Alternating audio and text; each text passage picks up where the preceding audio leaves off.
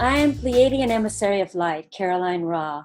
Thank you all for joining us today. Welcome to Spirit of the Dawn.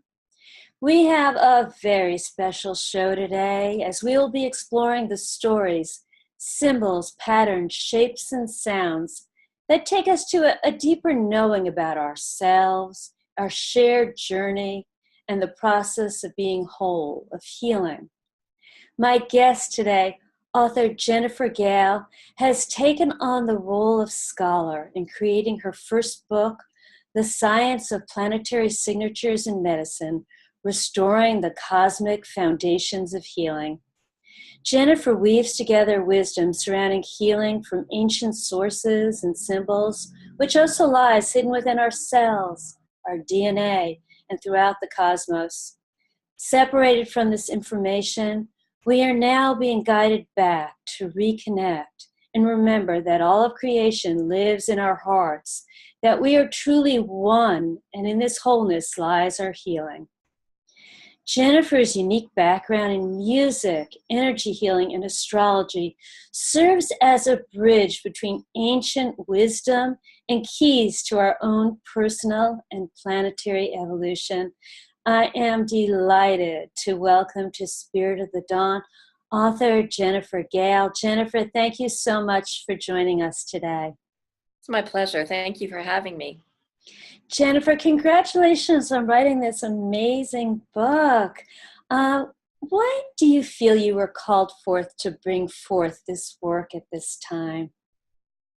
Well, it was not something I had planned, obviously. I was in grad school and I was doing a lot of writing and discovering that I liked it, that I had a talent for putting knowledge together in such a way that people could appreciate in the form of writing.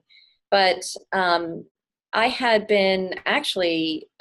attended an herbal class and they were talking about the different properties in herbs and plants and how plants actually speak to us with their medicinal properties. And I knew that there were planetary correspondences as well with the plants. And as I was sitting in class, this phrase came to me, bringing planetary medicine down to earth.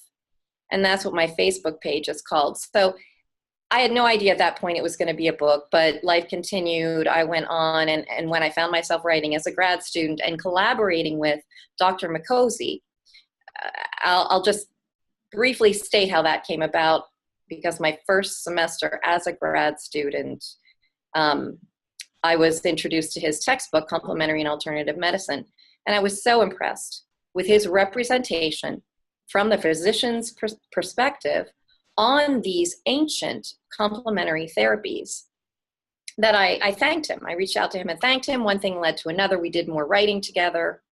And in the course of collaborating, the idea from the herbal class came back to me, and I'm like, how would you like to help me write a book? So he said, I have the perfect publisher in mind, and I wrote the proposal. He edited it. We submitted it. The publisher loved the idea, and that's really when the journey began. That's when, for me, a lot more synchronicities came up. And so it was like an Alice in Wonderland magical mystery tour, and I wouldn't trade it for anything. Wonderful. Jennifer, you have a deep background in music, astrology, energy medicine, and how has that background helped you to weave and actually even understand the information that you have shared with us in the book? Yeah, well, my background, yes, I began as a musician at the age of 6, and I've always valued the healing power of music, always felt it. And after college, I became interested in other energy therapies, so I began to study them, Reiki, healing, touch, all the different, many different energy therapies out there. But I was looking specifically for something that would combine sound and energy. So eventually I found myself working at an acupuncture school, and one of the perks was receiving acupuncture treatments. And I became absolutely enthralled with the system of Chinese medicine and feeling a difference. And so the guy I was dating at the time went to a AAOM convention. He knew I was already working with tuning forks. I had been working with John Beaulieu's system of healing, doing biosonic repatterning. And I just felt like, for me, that approach was not getting specific enough to clients' issues and what they would present with. So when my boyfriend at the time brought back the tuning forks from Accutonics, I was really interested. So I began pursuing that. And when I learned that it brought all of my passions together, it brought the music in, it brought the planetary science in, because the tuning forks are calibrated to the planetary frequencies. And I forgot to talk about that, how astrology came into my background. But anyway, Chinese medicine, planetary frequencies, and the sound just integrated everything beautifully for me.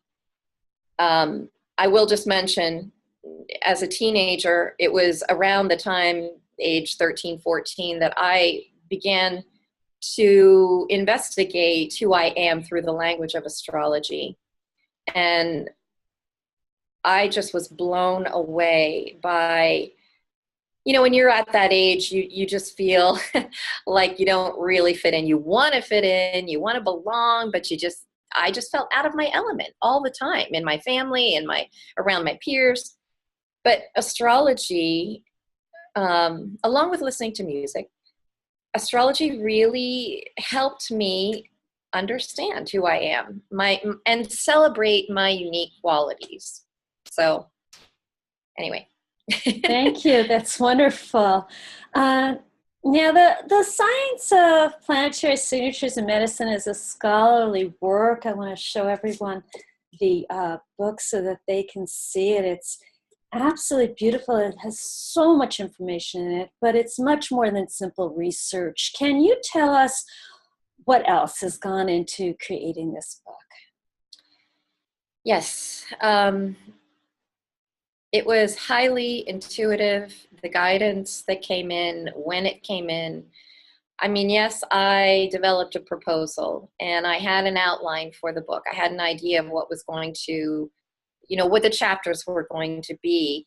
But I realized pretty quickly the undertaking that was involved. And I just felt absolutely surrounded. Well, I had an interesting experience, actually, as I began to gather books and research for the book, for the very first chapter in the introduction. And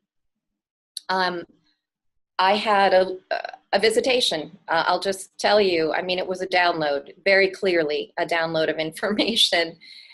And I don't even know that I could describe it. It was an energy and a vibration. My whole spine was vibrating. I in the lucid dream, I started to levitate, and then I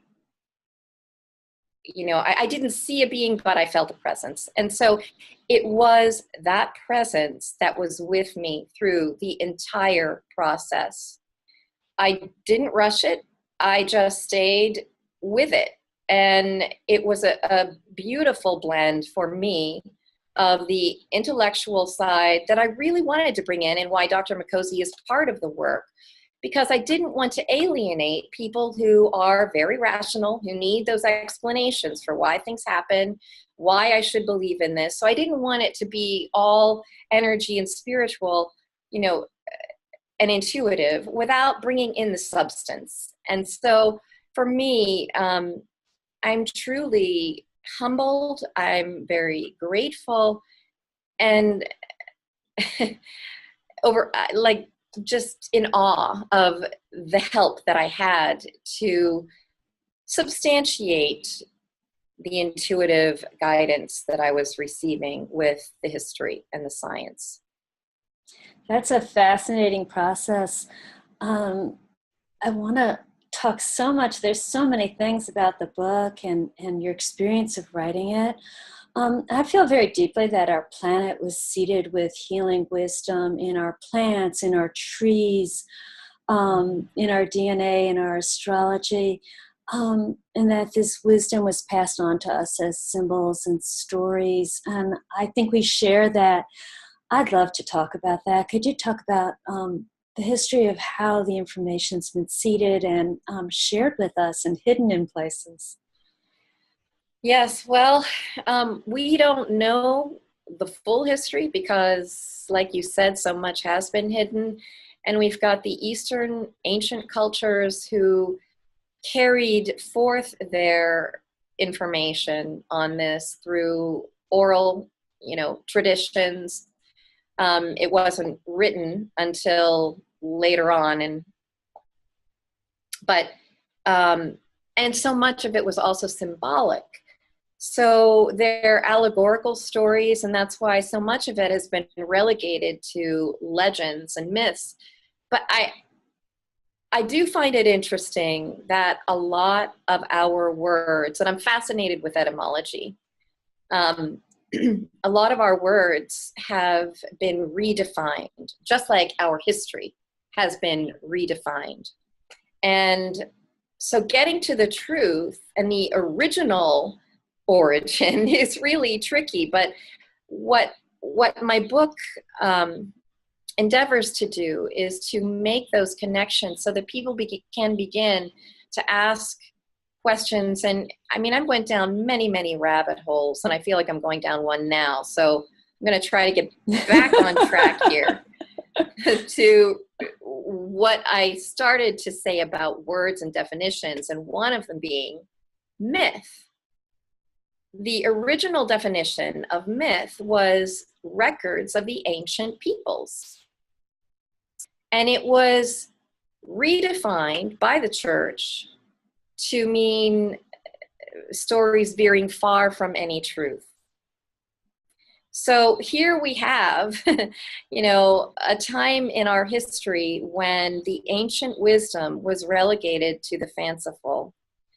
And, but absolutely, we got away from nature, and at the birth of Western medicine, which really began with Hippocrates, they separated energy and spirituality from the mundane, the physical, and the substances. So up until the time of Hippocrates, what was practiced was Hermetic medicine, which comes from alchemy. Alchemy is ancient, and alchemy is the root of our modern chemistry and modern science. The language of alchemy includes the astrological constellations and the 7 original planets, the 7 metals that they used. And there is an exoteric and an esoteric application of alchemy. Esoteric meaning the more yin, receptive, intuitive, the baser instincts of a human being transformed into the God-goddess being, the divine nature of who we are. And exoteric was the actual transformation of physical substances, such as lead into gold, or disease into wellness. Jennifer, can you share with us more examples of how things connect up with planetary wisdom connects up within our body, how, within our DNA? And can you start sharing with us some of the matchups and the correlations that you share in the book? Very broadly, I can. For instance, there are correspondences between the 7 original planets and our 7 endocrine glands.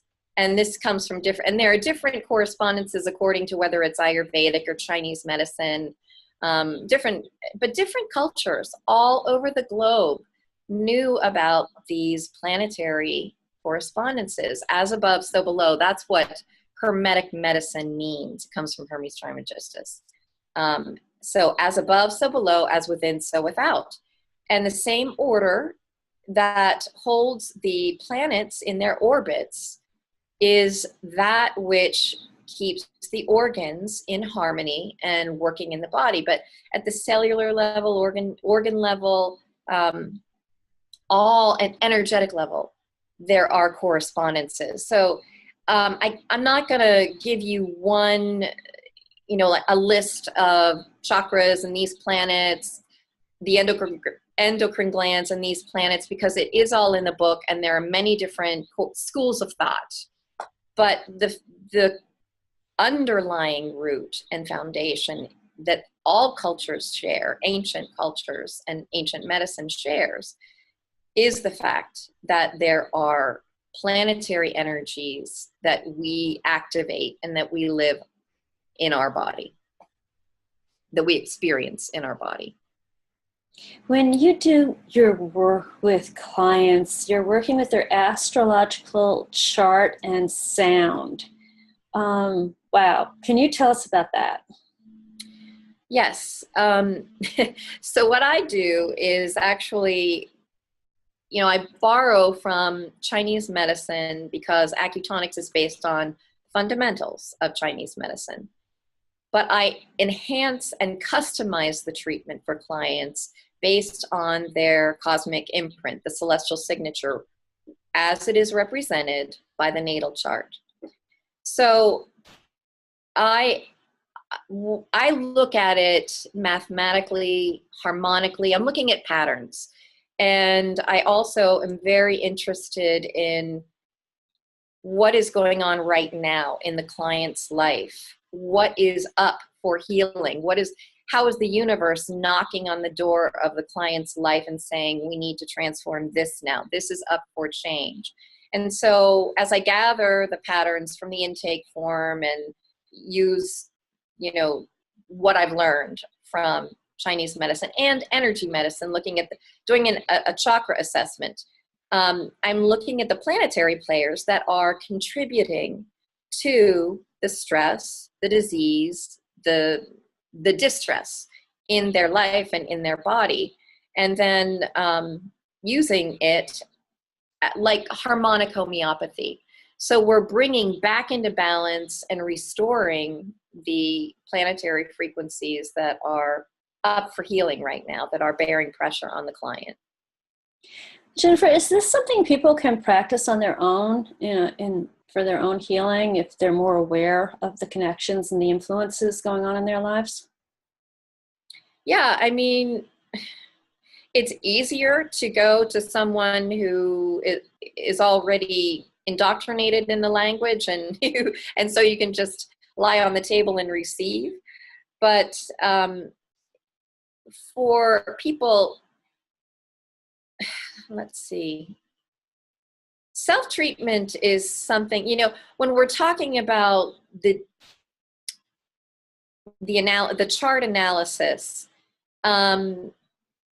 unless they're really well versed in the language and art of astrology, they may need to seek help from either an acutonics practitioner or an astrologer to understand the larger picture of what is happening in their life. Because we have the natal chart, which is the snapshot of the sky at the time a person is born.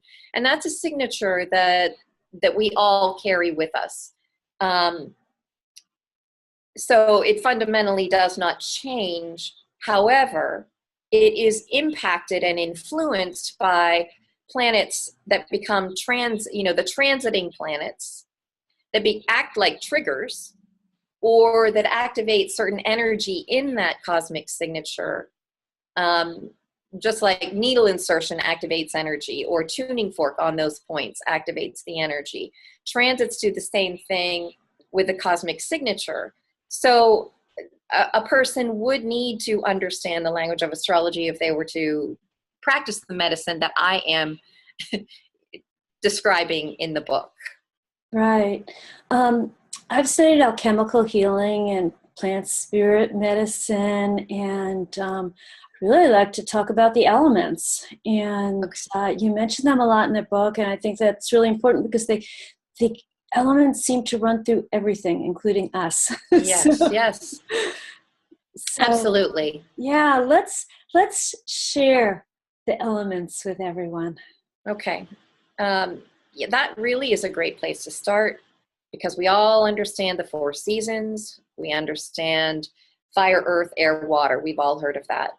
So, we begin with yin and yang, and these are the basic components that need to be in balance in all of us. Solar, lunar energies, masculine, feminine energies that need to be in balance for there to be optimal health. Then the yang elements are broken down they become fire and air. They're the yang elements. Earth and water are the yin. So fire and air are upward moving, earth and water downward, descending. So look at how fire operates in nature. It moves quickly, it's loud, it's moving in every direction, it's consuming and transforming what is in its path. Fire represents spirit, okay? Then we have air, which represents intellect. Air, like fire, is constantly moving, but it's circulating above ground all the time. It rearranges what's in its environment. It isn't easily grounded. It's always upward moving, circulating, okay? Then we have the two yin elements, earth and water. Earth, from our standpoint, never moves. It's slow. We know it's moving in the solar system, but from our perspective, it is immovable, solid, dependable. It's our home. We absolutely rely on Earth, to not change. we rely on the solid ground beneath our feet. And Earth represents the material, the physical. So body, the five senses. Water represents emotion. And when we look at how water operates in nature, 2 drops of water will bond immediately. You cannot separate 1 drop of water from the rest of the ocean or river or glass. And so the water element immediately takes on the shape of its environment. It bonds to its environment. And so that's why emotions are, the water signs are very empathic, because as soon as they walk into a room, they feel the emotion of everything, of everyone in the room. So each element, fire is Aries, Leo, Sagittarius. Now that, of course, is only representing the sun sign. It's not looking at the whole cosmic imprint or celestial signature, but the fire signs, for those who may not know, Aries, Leo, Sag are the fire. Air is Gemini, Libra, Aquarius. Earth signs, Taurus, Virgo, Capricorn. And water signs are Cancer, Scorpio, and Pisces. But you can see how just by observing these elements in nature, we can understand the basics of our own fundamental nature, at least our conscious energy as represented by the sun. Well, thank you so much. That was really wonderful. And I think that we all know people who are fiery. I'm in Aries, Mm-hmm. And then people, I know Cancers are much more emotional and Mm-hmm. different signs. And we all know people, and it really brings it to life when we relate it to people we know. Exactly. To ourselves. There's so many interesting things, but then the zodiac corresponds to plants, herbs, colors also. Yes. That I don't completely understand. Can you explain that? Well, there's a lot of overlapping, and there are experts out there that have a whole anthology of these correspondences. But for that, you would look to Natural Magic by Agrippa von Nietzsche. I think Eliphas Levi is another one whose work I bring into the book. And, but yeah, so the plants and the gems and the minerals that grow on this planet, our planet Earth, are alive and enlivened by not just the sun and moon, but all of the planets in our solar system. They take in and transduce and transmit these energies. So all really is planetary medicine. I mean, planet Earth medicine, and planetary as in what is coming from the solar system. So I don't know what else I can tell you. It's fascinating because in your book you said you were talking about something. I always knew that crystals and rocks all had consciousness, and I communicate with them, but I never really thought of them as growing. And that was a new concept for me. Oh, isn't it? I mean, that really blew me away too. And the one story that I am recalling right now is Paracelsus, who was a 16th century physician who brought back really Hermetic medicine principles. And he formed elixirs himself. According to the records and all that is written about him, he was able to cure incredible diseases that with these elixirs. But the story I wanted to share is that he was highly intuitive. He spent a lot of time in nature, and that's what he believed all physicians should begin to do, develop the intuitive faculties, not just the intellectual. He began to listen to the miners who worked in the earth and cultivated, looking for gold or different gems. And what he learned from them is that they might be digging in one area and find nothing. And then years later, they will come back to that same area and they will find gold.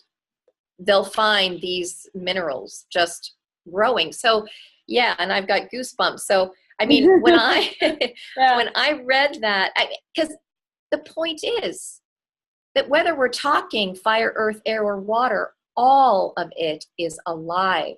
And even though Earth, our planet, appears to not move, appears to be stagnant or things are static, we know that's not true because, I mean, look at all plant life.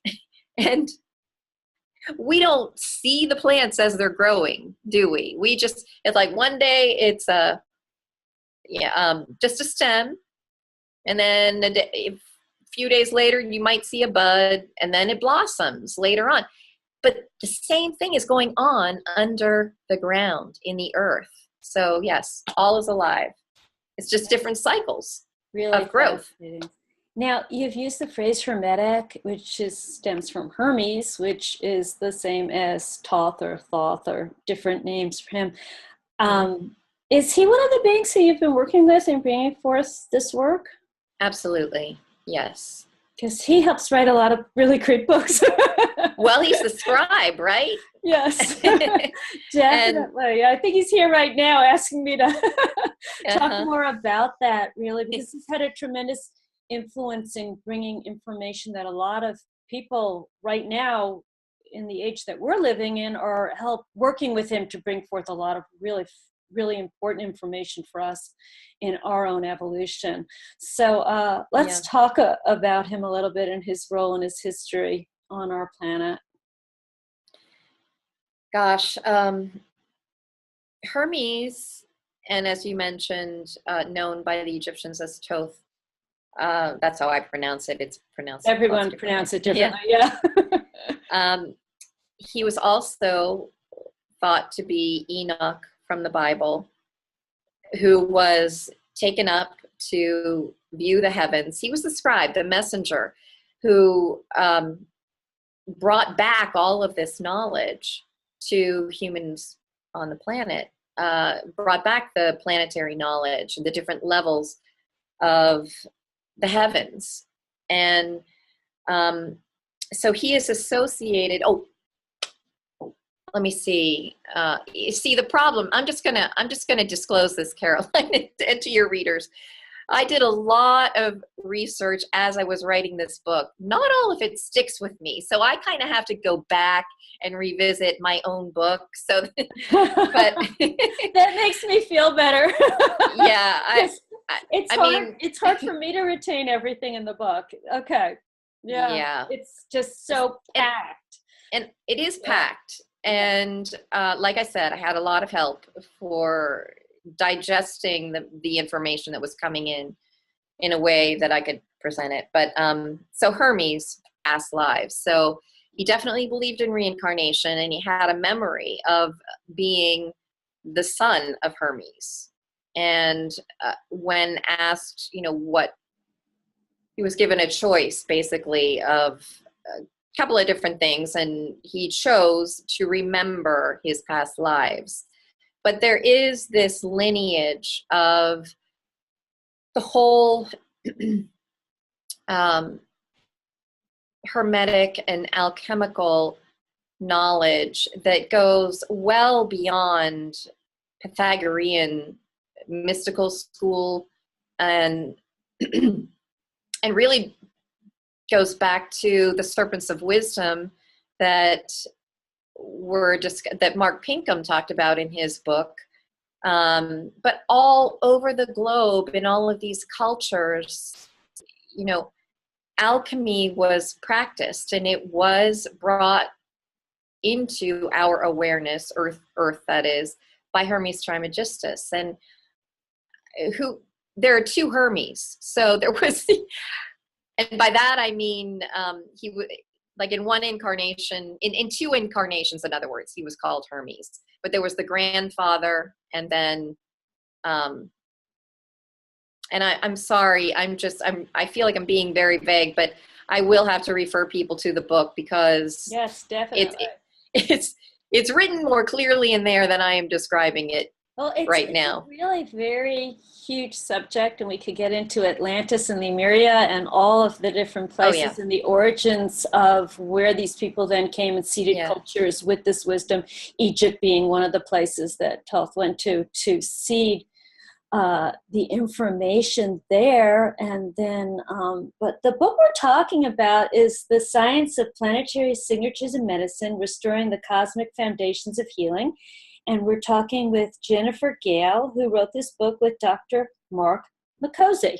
And this is what the cover looks like. It's a lovely cover. It's really fascinating. It's a scholarly work. Do you consider yourself a scholar? I consider myself a seeker, a researcher.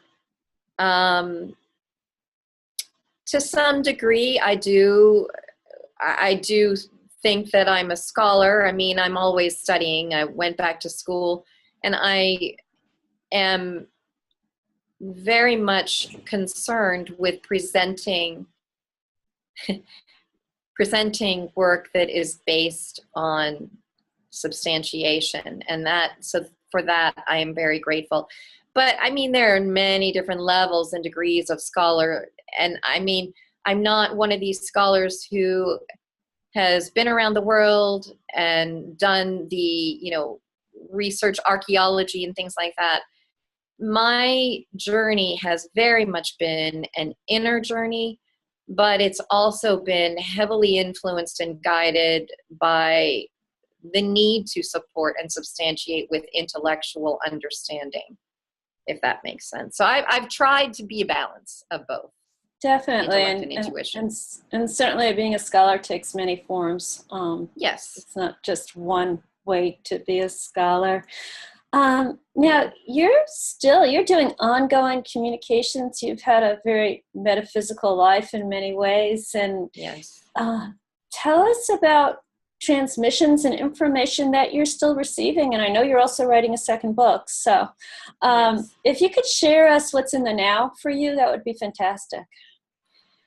Lately, what I've been resonating with a great deal is what is called the Melchizedek order of initiates. And it isn't just one specific group like Arcturian, Pleiadian. It's really a group of all in the intergalactic community. And these transmissions, I have to say, I hope it's okay to mention the woman who does them. Her name is Anrita Melchizedek, and I found them on YouTube. But from the moment I began listening to these transmissions, and they are very much an initiation, They are very much changing. I can feel myself changing at the subatomic level. Every month there is a new one. And these initiations have really changed my life. I mean, just amped it up. So at the same time that, I mean, I felt grounded and I felt the higher frequencies simultaneously when I was writing the first book. But I feel like it's being amplified that much more anchored, more grounded, more centered in my life in the now moment, but also incredibly expanded, supported, and loved. I mean, just deeply appreciated by this intergalactic community. And I want to share one other thing, because this was part of my journey too. I recently had a shamanic healing with a very good friend of mine. And normally what would come through for him are more, like animal totems and things like that. But cosmic beings came in and said very specifically, tell her that she has a cosmic safety net. And they followed it up by saying, while this does apply to her, that is what she is here. That is the message she is here to deliver to others. That we, at this time, the human family, have a cosmic safety net. And we need to remember how loved and appreciated we are, how guided we are. So these higher octaves, these waves of energy that are coming onto the planet right now, are so important to tune into. And for us to remember that how we perceive our world and our life is hugely important. And it comes down to really simple choices. Do we want to view life and our health or our well-being through the lens of fear? Or do we want to view life and our health and well-being through the lens of love and trust? And the implicate order. And this is what I talk about in the book. It's the implicate order that everything is moving towards harmony. Everything is unified, no matter how chaotic it appears. So this is the message that is really coming home to me more and more. And what I want to share with, your listeners. Beautiful. That's really beautiful. Thank you, Jennifer. We have had an amazing time today talking with author Jennifer Gehl, discussing her new book, The Science of Planetary Signatures in Medicine. You can learn more about Jennifer's work at her website, soundworksbygehl, GEHL.com. Jennifer, I'm hoping that you can share some closing words of wisdom with us today, in addition to all the words you've shared already. Well, one of the things that I like to remind people when I'm asked, what would you like for people to take away from the book? What's the one thing? And aside from what I just said, about really trusting life, trusting the process of life. The other thing I mention is that the law of reciprocity is a cosmic law. It is not just a religious doctrine. It's how the cosmos operates. It's how all things on this planet Earth operate. And so remembering that the law of reciprocity is affecting us all the time with what we think, what we say, what we do. And the more that we can trust, there are always reasons to fear the chaos. But chaos and dissonance are only there to serve the greater unity and harmony that is always taking place and that trumps everything else. So, Jennifer. Stay positive.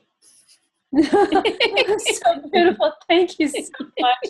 Thank you for sharing this time with us on Spirit of the Dawn. It's been absolutely delightful for me to talk with you, to meet you, and likewise. I own the book. I get to read this all the time. It's fascinating. Thank you. Thank you, Carolyn. Deep gratitude to Brian, Zach, and Synergy for the use of their song, Embrace the Change. I thank all of you for joining with us today, and I invite you to visit spiritofthedawn.com for more inspirational interviews. Sending love from my home to yours, I am Pleiadian Emissary of Light, Caroline Ra. Thank you.